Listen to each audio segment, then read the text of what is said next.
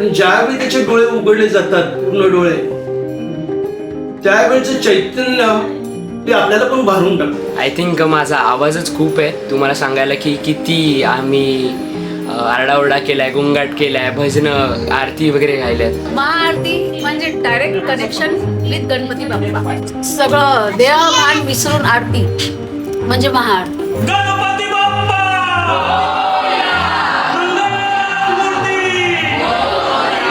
आठ दिवसात आम्ही एवढी मजा केली, जे जे आम्हाला वाटत होतं ते आम्ही गोल गोल बनवलं. खूप छान वाटलं, मला आवडलं म्हणजे. आणि आमची इच्छा होती का म्हणजे आपण जागरणाला काहीतरी करावं म्हणून आम्ही डान्स बसवला, वेळात वेळ काढून आम्ही बसवला.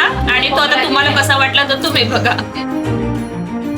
डान्स करून मजा आली, म्हणजे सगळे आम्ही चौघी जावा छान नाचलो.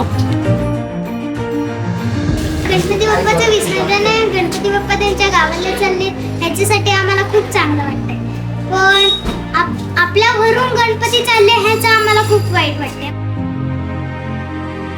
बाप्पा त्या 5 दिवसानंतर जातात, पण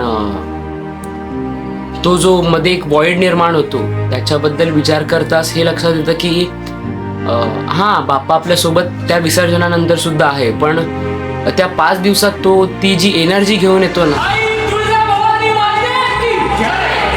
फॅमिलीला सगळ्यांना एकत्र करतो, सगळे कामातून वेळ काढून येतात आणि गणपतीचा हा सण साजरा करतात. ते असं वन्स इन अ इयरच पॉसिबल आहे आणि ते तेव्हाच होतं. आणि I am grateful for that की बाप्पाच्यामुळे आम्हाला सगळ्यांना एकत्र येता येतं, एकत्र मजा करता येते. निरोप घेतो आता देवा, आज्ञा असावी, चुकले अमुचे काही, त्याची क्षमा असावी. केवळ स्वर्ग अमृत बस.